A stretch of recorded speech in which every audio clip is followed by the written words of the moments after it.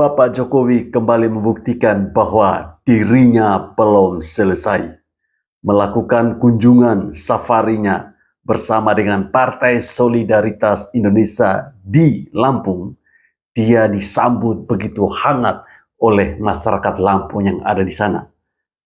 Kalian tidak percaya kalau Pak Jokowi belum selesai? Mari kita cek video ini bersama-sama biar tidak dibilang bahwa yang saya bicarakan ini adalah omong kosong.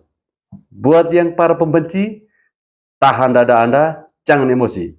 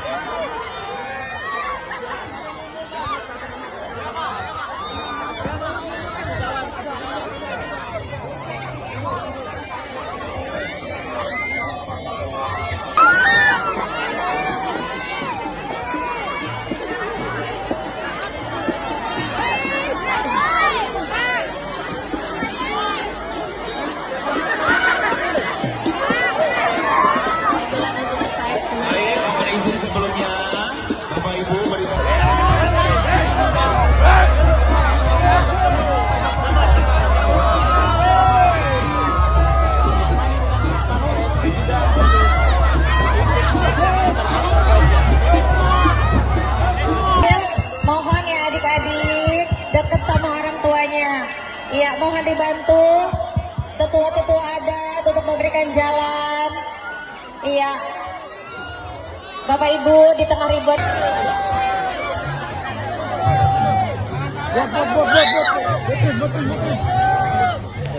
Ramai juga ya guys. Ada yang ketir-ketir nih.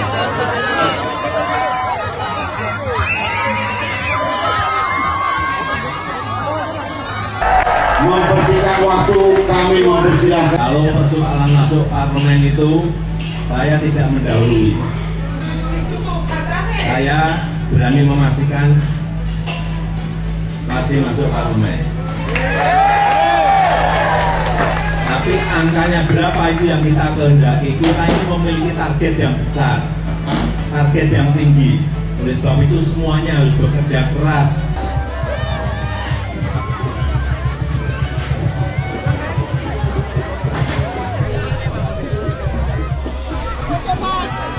Teriakan masyarakat yang ingin berfoto dengan Joko Widodo. Lagi Joko Widodo. Ya, tapi rangkaian di belakang biasa.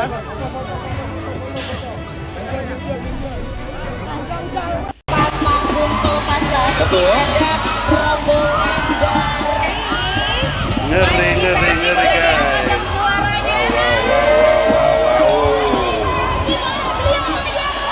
PSI semakin kacau ini bersama Bapak Jokowi. Juga telah hadir ogo-ogo yang telah melangsungkan rangkaian acara hari ini. Ada ogo-ogo juga ya guys. Iya, dan ini dia dari kesenian ogo-ogo. Teman-teman ogo-ogo, boleh minta teriakannya dan tepuk tangannya dong.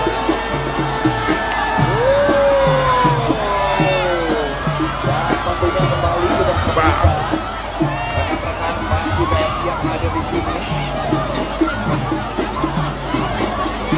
Yes, inilah dia. Betul.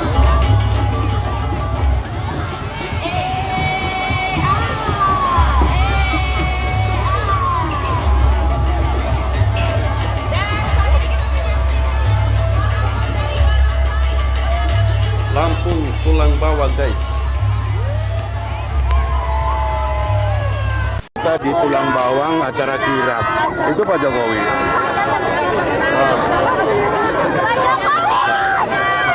Tapi sepertinya masanya banyak banget tuh.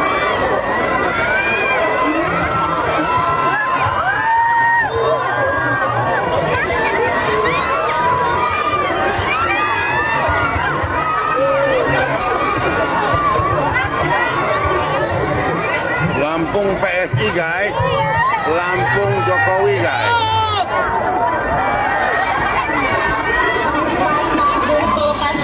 ada rombongan dari Panci PSI, boleh diangkat dong suaranya. PSI mana teriakannya?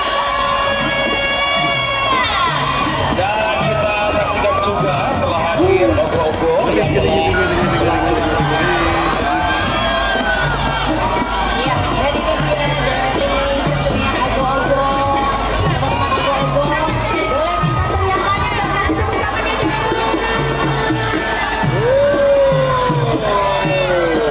dan tentunya kembali kita saksikan rekan-rekan Panci PSI yang ada di sini. Yes, itu dia. Betul.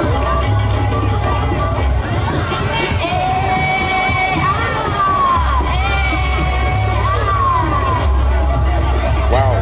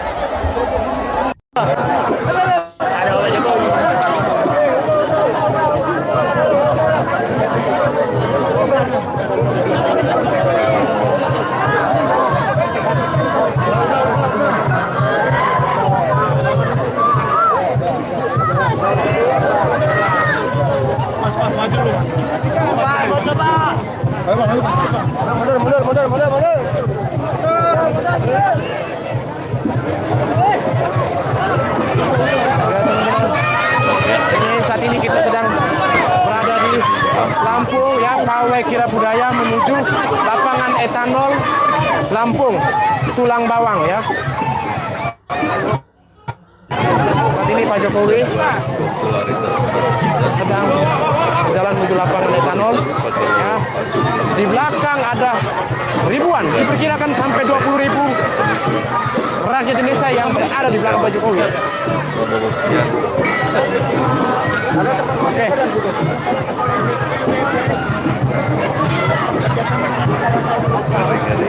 Memberikan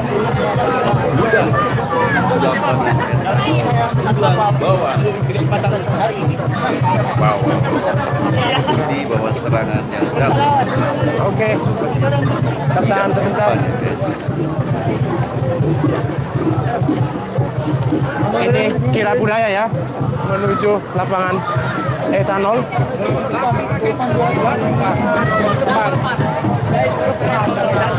Rangkaian kegiatan karnaval ini teman-teman hanya diramaikan oleh para pengurus dan kader simpatisan PSI, melainkan dihadiri oleh ribuan masyarakat yang ada di Tulang Bawang.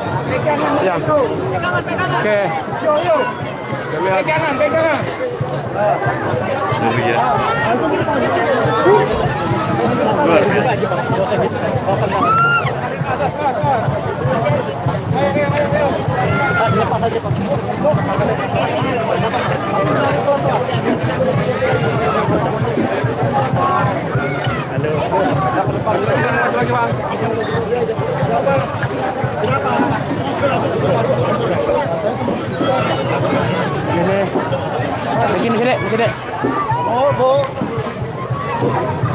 Sebentar agak ke dikit ya, agak ke pinggir.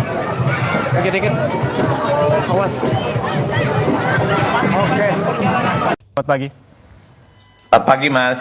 Mas Adi, kalau kita membaca kunjungan pertama ataupun safari politik pertama Presiden ke-7 Joko Widodo ke Lampung begitu, ini tentunya mengikuti PSI. Menurut Anda, mengapa Lampung yang dipilih? Ya, saya kira kalau kita membaca rata-rata secara umum, kenapa pada akhirnya Lampung yang menjadikan destinasi pertama yang dilakukan oleh Pak Jokowi, kita tahu bahwa ini adalah semacam kunjungan yang sifatnya simbolik secara politik.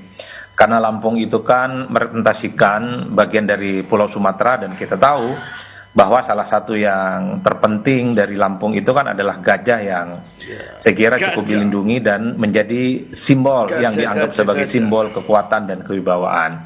Jadi bagi saya datang ke Lampung kunjungan pertama ini tentu bukan sesuatu yang kebetulan, Mas, tapi ada landasan-landasan filosofis dan politiknya sepertinya yang ingin disampaikan oleh Pak Jokowi dan PSI. Kan Lampung identik dengan gajah yang merepresentasikan yang ada di Pulau Sumatera, dan kita pun juga tahu bahwa gajah itu kan dinilai memiliki nilai-nilai secara simbolik, ya punya kekuatan dan punya kewibawaan. Jadi itu yang saya kira kenapa pada akhirnya Lampung menjadi tempat yang pertama kali dikunjungi oleh Pak Jokowi. Yang kedua yang menarik tentu adalah Pak Jokowi pakai atribut lengkap PSI. Oke. Pakai kemeja PSI dan kemudian juga pakai topi yang berlambang PSI.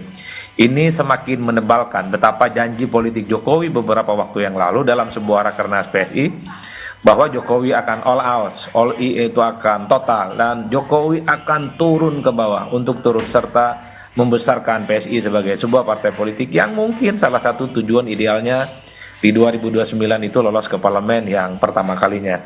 Jadi dua variabel ini yang paling mungkin bisa dijelaskan per hari ini kenapa Pak Jokowi datang ke Lampung dan kemudian secara lengkap menggunakan atribut-atribut yang berlambangkan PSI. Oke, jika lokasi saja mempunyai unsur filosofis, tentunya waktu kunjungan juga memiliki unsur filosofis tersebut. Menurut Anda, mengapa tahun 2026? Apakah yang disebut-sebut sebagai tahun konsolidasi politik itu benar adanya? Ya, saya kira juga bisa dimaknai dua hal sekaligus. Pertama, memang banyak pihak yang menganggap sebenarnya 2026 itu adalah tahun politik, terutama bagi partai-partai politik yang tidak lolos ke parlemen atau mereka yang sebenarnya underdog secara politik. Suka tidak suka, PSI itu adalah partai politik yang belum pernah ikut dan bahkan belum pernah lolos ke parlemen maksud saya. Dan ini adalah semacam upaya keras dan maksimal yang akan dilakukan oleh PSI dengan mengamplifikasi kekuatan politik Pak Jokowi. Tentu harapannya di 2029 akan lolos ke parlemen. Jadi untuk ukuran PSI yang belum pernah lolos ke parlemen, kerja politiknya sudah mulai dibangun hari ini dengan mengkapitalisasi sumber daya, sumber kekuatan dan magnet politik yang dimiliki oleh Pak Jokowi. Ini tentu adalah bagian dari sesuatu yang sengaja didesain. Ini adalah semacam konsolidasi, ini adalah semacam untuk merajut dan menjahit kekuatan-kekuatan politik yang selama ini dianggap sebagai bagian dari kekuatan politik Jokowi. Nah yang kedua, Mas, dalam tradisi agama Islam khususnya Jumat itu hari yang baik. Hari ini adalah hari Jumat. Dan tradisi-tradisi di Jawa khususnya mau memulai apapun, biasanya kalau tidak hari Jumat, biasanya hari Rabu, karena dua hari ini dianggap memiliki hari yang relatif, memiliki keistimewaan, dianggap agak sedikit mulia dibandingkan dengan hari-hari yang lain. Tentu secara akademik ini tidak bisa diverifikasi, tapi ada orang yang meyakini bahwa Jumat itu, terutama dalam tradisi Islam, itu dianggap sebagai hari yang baik. Oleh karena itu, dari hal yang sudah saya sampaikan di awal, ini kan semakin menegaskan betapa Pak Jokowi itu adalah sosok politisi, mantan presiden yang sebenarnya dalam banyak hal secara simbolik selalu bisa menyampaikan pesan-pesan politiknya secara terbuka. Oke, tadi Anda sempat menyebutkan terkait dengan PSI. Antusiasme masyarakat yang ada di Lampung membuktikan bahwa Bapak Jokowi belum selesai. Serangan, cacian yang datang silih berganti yang ditujukan kepada Bapak Jokowi itu tidak membuat masyarakat yang ada di Lampung, masyarakat yang mencintai Bapak Jokowi menjauh dari beliau.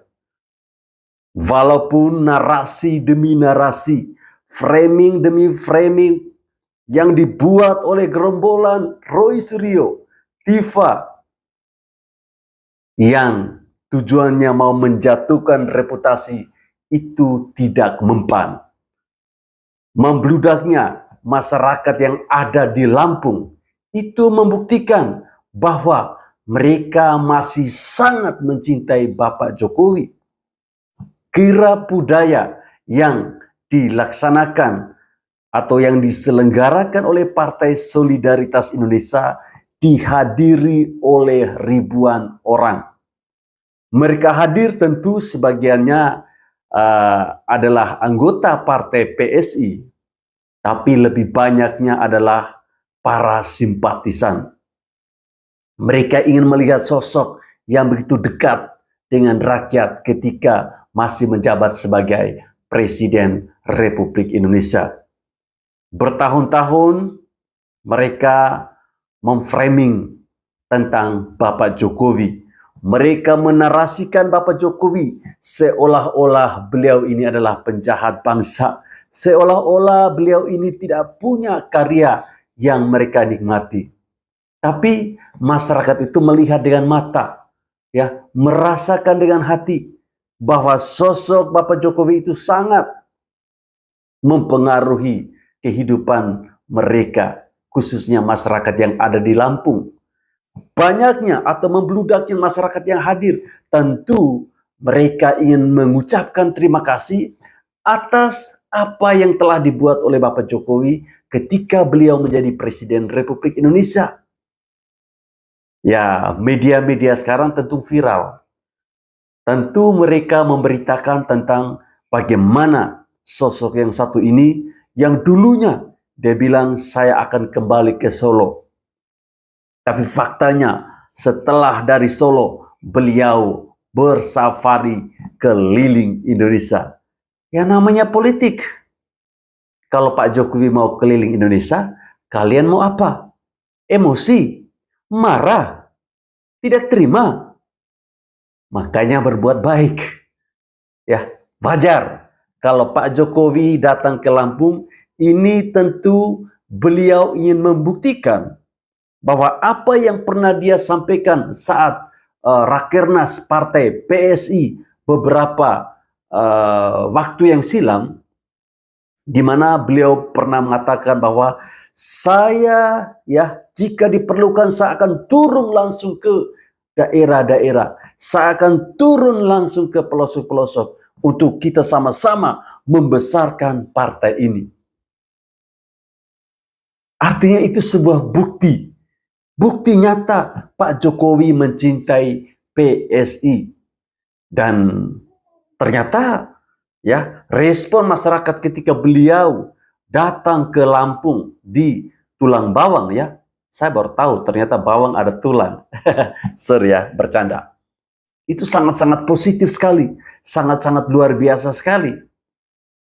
Saya tidak bisa membayangkan misalnya, ya, Roy Suryo yang datang ke Lampung menghadiri acara kirap budaya di Lampung. Apakah masyarakat di sana sangat antusias menerima Roy Suryo? Amit-amit ya. Emang Roy Suryo siapa sih? Emang apa sih yang sudah Roy Suryo buat untuk bangsa ini? Yang ada malah menyusahkan. Ya, saat masih menjadi pejabat saja, barang-barang milik negara dibawa lari sama dia. Bukan hanya panci, spring bed yang harga puluhan juta juga dibawa sama dia. Itu yang pernah disampaikan oleh Rismon ya teman-teman.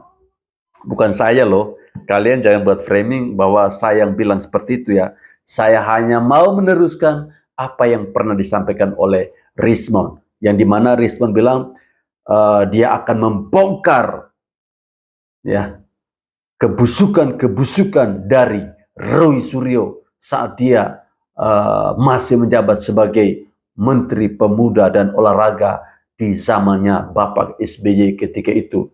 Dan isunya, ya, dulu kita tahu yang viral itu adalah panci. Ternyata masih ada yang lainnya.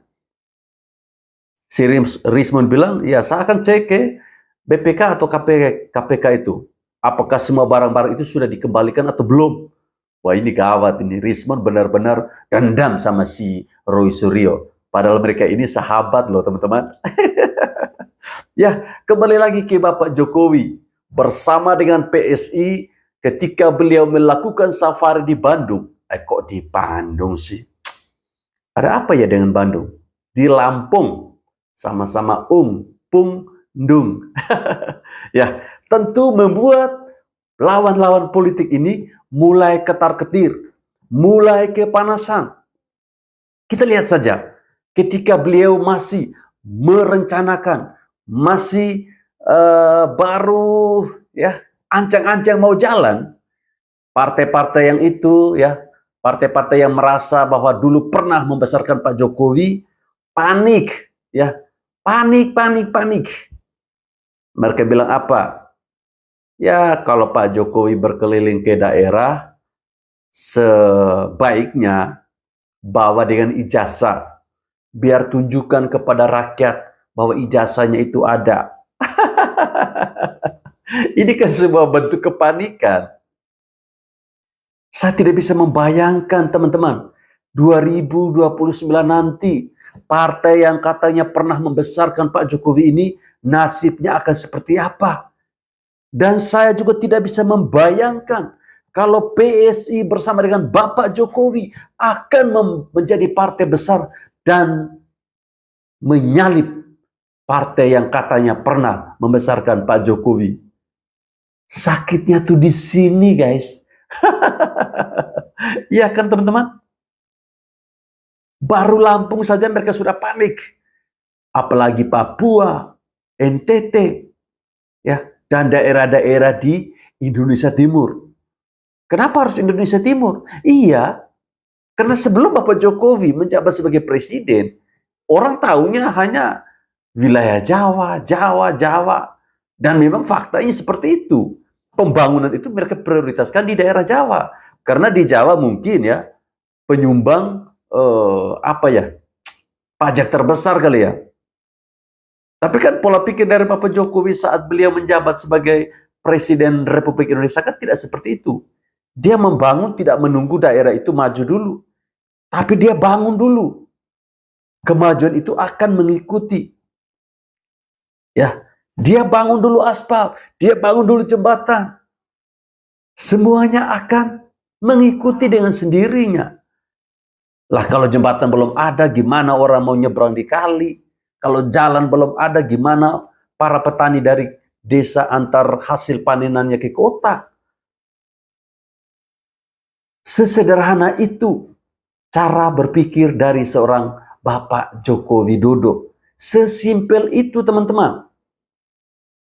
Makanya kita yang merasa masih mencintai Bapak Jokowi, mari bersama-sama kita dukung Bapak Jokowi kemana dia pergi. Mari kita bersama-sama menyebarkan berita-berita positif ini tentang Bapak Jokowi, tentang keluarga Bapak Jokowi. Mari kita mengcounter ya bahasa-bahasa atau video-video yang selalu memojokkan Bapak Jokowi. Itu tugas kita. Tugas kita yang masih mencintai Bapak Jokowi. Hanya itulah bentuk terima kasih kita kepada beliau yang sudah dengan sungguh-sungguh, yang sudah dengan hati dan niat yang tulus mau membangun bangsa dan negara ini, mau membangun hampir setiap wilayah yang ada di negara kesatuan Republik Indonesia. Teman-teman coba perhatikan Mandalika, sirkuit Mandalika yang ada di Nusa Tenggara Barat. Jumlah pemilih ketika Bapak Jokowi mencalonkan diri sebagai Presiden Republik Indonesia, di NTB itu Pak Jokowi kalah. Tapi apakah kekalahan itu membuat Bapak Jokowi untuk tidak membangun di sana? No. Itu bukan tipenya Pak Jokowi. Ya mungkin itu yang pernah dipikirkan oleh pemimpin-pemimpin sebelumnya ya. Pemimpin-pemimpin sebelum Bapak Jokowi. Apa sih NTT? Apa sih Papua? Apa sih Indonesia Timur? mereka tuh tidak menyumbang suara terbesar untuk kami menjadi pemimpin bangsa ini. Ya kita bangun untuk daerah-daerah yang dengan penyumbang suara terbanyak. Mungkin mereka berpikir seperti itu, tapi tidak dengan Pak Jokowi. NTB dibuatnya terkenal, mendunia. Ya, dengan pariwisata yang sudah ada, beliau pertegas dengan sirkuit Mandalika, sirkuit yang menjadi tempat balapan bagi pembalap-pembalap di dunia ini, di seluruh dunia. Artinya beliau tidak pilih kasih. Jadi tidak heran, kemanapun beliau pergi, kemanapun Pak Jokowi berada, sekalipun dia sudah tidak lagi menjabat sebagai Presiden Republik Indonesia, orang akan tetap mengingat jasa-jasa dari Pak Jokowi. Emang itu bangun pakai uangnya Pak Jokowi? Tidak. Emang kalau bukan Pak Jokowi yang presiden, orang bisa buat itu sirkuit Mandalika? Tidak mungkin kan? Bahkan kalau teman-teman perhatikan di video saya kemarin tentang pembangunan jembatan Petuk, itu butuh waktu 35 tahun. Ya, jembatan Petuk direncanakan dari tahun 1980 baru bisa direalisasikan pada tahun 2015. Artinya di sini kita bukan melihat pakai siapa punya uang, tidak. Tetapi siapa yang memimpin bangsa ini, siapa yang mau. Kalau hanya sekedar bermimpi, semua orang bisa. Ya, cukup tidur dan mimpi. Tapi untuk merealisasikan apa yang kita mimpi, tidak semua orang bisa. Tidak semua orang mampu. Buktinya jembatan Petuk yang ada di Nusa Tenggara Timur butuh waktu 35 tahun dan harus melalui 5 kepemimpinan. Ya, 5 presiden, baru presiden yang ke-7, yang ke-6. Jembatan itu baru bisa direalisasikan. Kenapa saya bilang yang ke-6? Karena saya itu dari zaman Soeharto. Jembatan itu direncanakan dari zamannya Soeharto jadi presiden. Artinya di sini kita butuh orang yang benar-benar dia merakyat, bukan hanya merakyat pas ada maunya. Tapi kita lihat yang dilakukan Pak Jokowi saat ini. Dia tidak munafik. Ketika dia jadi presiden dan ketika dia sudah tidak lagi menjadi presiden, ya tetap seperti itu. Apa adanya, tidak dibuat-buat. Beda. Kalau yang dibuat-buat itu bisa kita lihat. Saat ada maunya, masih jadi calon, itu biar bau sampah sekalipun mereka jalan, mereka lewat. Itu biar dia di dalam got juga ada bangke, mereka pasti masuk. Tapi setelah mereka terpilih, mereka menghilang entah kemana. Ya itu mirip sama anggota DPR RI kita. Yang saat ini terkesan seperti tidak mewakili rakyat Indonesia. Mereka terkesan hanya mewakili golongan mereka, mewakili dompetnya mereka sendiri. Ya kan? Saat mencalonkan mereka ini datang ya, hampir semua datang ke daerah-daerah. Saya ini calon anggota DPR RI dari partai ini. Partai kami ini adalah partai yang selalu mementingkan urusan rakyat kecil. Pilihlah kami kalau mau kalian hidup sejahtera. Tai. Masyarakat dibodoh-bodohi sama mereka. Ya mungkin mereka ini lebih tepatnya disebut Dewan Penipu Rakyat. Ya, menipu rakyat saat membutuhkan suara, menipu rakyat saat sudah mendapatkan suara. Ya itulah mereka. Bahkan sampai saat ini teman-teman, undang-undang perampasan aset belum juga disahkan. Tapi undang-undang ya, revisi undang-undang Polri hanya butuh waktu 20 hari. Ya, mereka bahas itu undang-undang Polri, 20 hari langsung jadi. Tapi ada sebuah undang-undang ya yang tentu ada nilai positifnya jika itu diterapkan, tidak mereka sahkan. Hanya habis di pembahasan. Gimana mau disahkan? Kalau mereka juga termasuk dalam pelaku. Ya, mereka juga termasuk dalam gerombolan yang selalu makan uang negara. Jadi ya kita tidak usah heran. Mau sampai dunia kiamat sekalipun, undang-undang perampasan aset tidak akan disahkan. Kecuali negara ini ya, dipotong satu generasi. Atau dunia kiamat dulu, baru ada kehidupan baru, mungkin bisa. Bisa ada itu undang-undang perampasan aset. Mungkin tidak akan ada lagi anggota dewan yang menipu rakyat. Karena kita hidup start dari nol. Ya,